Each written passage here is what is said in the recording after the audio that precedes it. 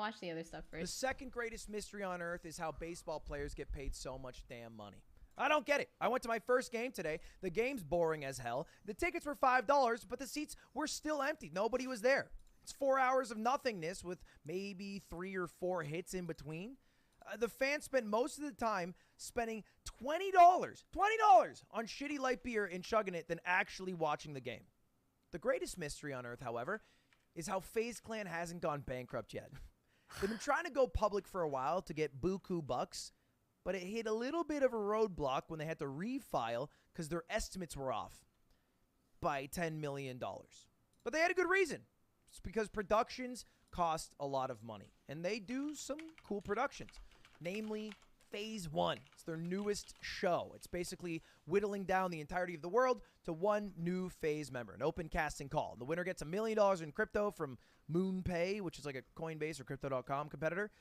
New Nissan GTR, which is probably just one of Phase Rug's millions of cars, or $250,000 from a Ghost sponsorship. I think they get all that. Honestly, pretty cool for a small creator to get. And not only that, they get to join Phase. And what you might ask, are they doing to whittle it all down? Well, they had like a few challenges to get it down to 20, and they took those 20 people and then put them in a warehouse for a contest. If it sounds confusing, you're not alone. Okay, this is Phase Temper. He's one of the owners of Phase, and this is him explaining his own company's show. Yeah. I think there's contestants from like Italy and stuff, some people were telling me. Yeah, I'm not sure where everybody's from, but yeah, there's Italy. Yeah. I think bye, Loki. Have a good day at work. I'm not really sure where how did the contestants get to this point? Like, how did you apply? Like, how did it all go down? So we had a lot of challenges, and we narrowed down a list from all the contestants. There was like a couple hundred thousands. Wow. I don't remember, like a few hundred thousands maybe. Wow. Okay, yeah. All right, they had hundreds of thousands, and now there's 20. That's all that matters. There's 20, and they threw all these 20 people in the warehouse. Yeah. Woo! Look at this. Dang. Honestly, it looks really cool. They probably spent a couple $100,000, not a few $100,000, just on the set design for the warehouse. Holy. It's huge. But what do you do? What do 20 people do in a warehouse together? This is kind of vague. Well, they had the bright idea to live stream it.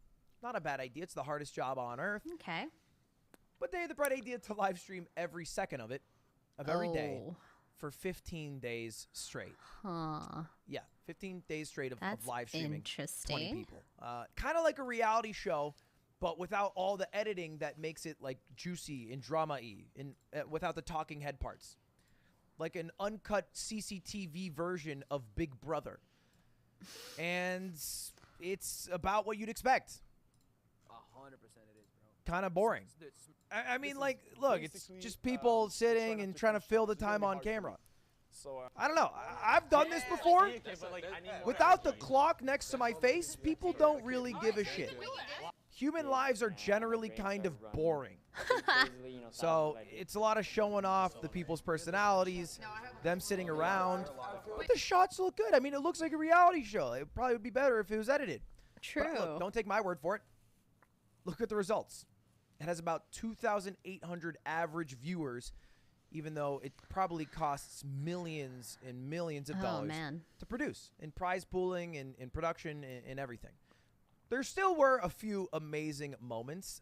This is my favorite one by far. Let's just roll this clip. Honestly, I think your accent's kind of getting a little bit fucking annoying, if I can be honest with you. Really? Yeah, just a little bit. I didn't ask for your opinion, so crazy how that goes. Yeah. Just a little bit. Wait, what happened? That's fire. She couldn't have been quicker with the comeback too. But you know, love as it. are What a humans, queen! There's also some weirder, What a more freaking awkward queen! moments. I would if I was on the E-Day, so I'd take her on a nice sushi date. Do you like movies?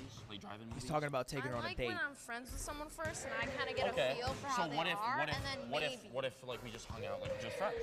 I don't know, maybe. Like what if like we got in the hot tub, but it was like you're over there and I'm over here, and I'm not even and I'm close wearing to a you. shirt. What a And you're wearing a queen, shirt. yeah. That's 5 feet completely apart fine. because it's not gay. No, right. So yes, no. Hot tub stream? No. Her comeback. What a queen. Wait, what part of that didn't you understand?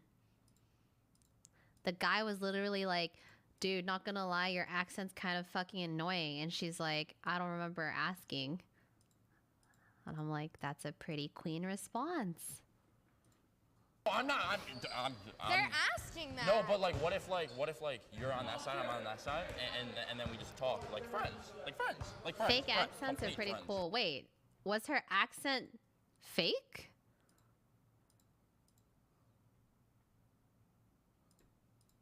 Was it not real?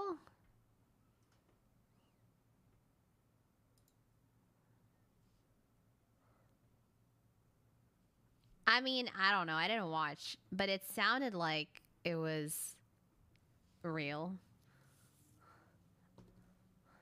But even then,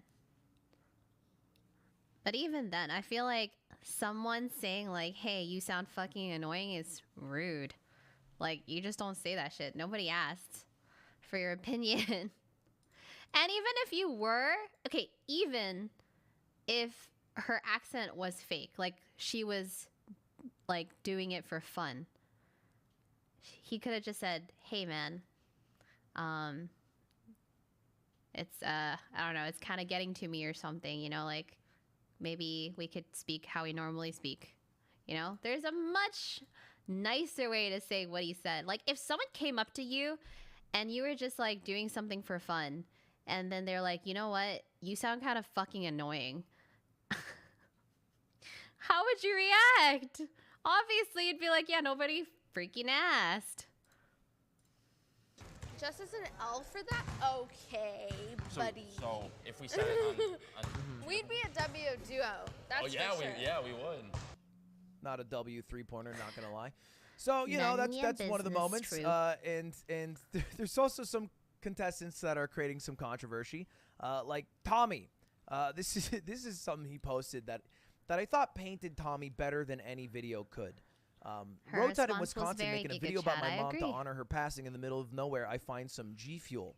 The best way to find your future is to reconcile your past. Boss. Hashtag G Fuel. Hashtag acting like Tommy. And then his G Fuel link, which is probably the craziest G Fuel plug I've ever seen in my life. So, you know, he's not so much the favorite. But then disaster struck. Everybody's Who is favorite this? reality show, when one of the contestants was found to have COVID. Not just one of the contestants, the favorite to win it, Potter. They had to eliminate him from the top 20 because he's got COVID. You don't want to keep him around. He's going to give other people COVID. And it was a Not huge the bummer. There was COVID. outcry to bring him back. But he wasn't the only one. Ernsto Oh my God. also got COVID, tested positive, and had to leave the warehouse. Now, generally, I think it's supposed to be like a challenge happens, and then fans vote, or maybe judges vote. It's all Oh my kind of vague. God. And that's how you find the one winner from the 20. But COVID was knocking people out like flies, and the winner was going to be the one who was Not still wearing a mask. And this is Ernsto. Guys, I'm sure as most of you know by now, I tested positive for COVID. And Oh, that God. means I can't go further in the Phase 1 competition. Honestly, heartbreaking stuff. It's a small creator who just wanted his shot at joining Faze. He said it was his dream, which I totally believe. And there's a I lot on the see. line there. And look, a 5% chance to join Faze is pretty damn good. But lucky for Ernsto, and maybe unlucky for Faze, somebody else got COVID. And finally, they're like, okay, we're not going to let like 18 people get COVID and then just give the winner in a coin flip. We're going to end the event for now and then restart it later. Basically flushing hundreds of thousands of dollars in production down a Oh. toilet. And maybe you're thinking to yourself, oh no, that's so sad. Faze is almost going to have to refile one more time and be like, we lost even more money. They're not that cut up about it. I don't know exactly who this is, but somebody in the Faze warehouse was still mic'd up, and they didn't know they were. And they got Ooh. caught saying this. They're talking about COVID, so everyone's running over to de-mic them. It's live stream fails, baby. We're going to have so many viewers when this shit comes back. Talking about how people on live stream fails are making posts about how they got COVID, and they're going to get so many viewers when they come back because all the hype, because the COVID announcement. But if I'm going to make a guess here, it's that they're probably going to go right back down to a few thousand. Because it's just kind of boring. Look, I've watched a lot of subathons. I've lived it, and that's kind of the same idea. generally it's like just boring ass shit. The extra hours aren't the good hours. There's a good reason people end the stream and eat in shit, in sleep, because that's not the fun part to watch. Shitting would be cool, Eat but you can't do that. shit But you and get my point. sleep. You get my point. So we'll see if they bring back the exact same thing. Oh, same shit right but right that's now. that's the Phase 1 challenge. Millions of dollars for an insane idea with middling results. Good luck going public, Faze. I don't have a lot of faith, but hey, I'll get one stock. It can't go worse than crypto. All right, see you later.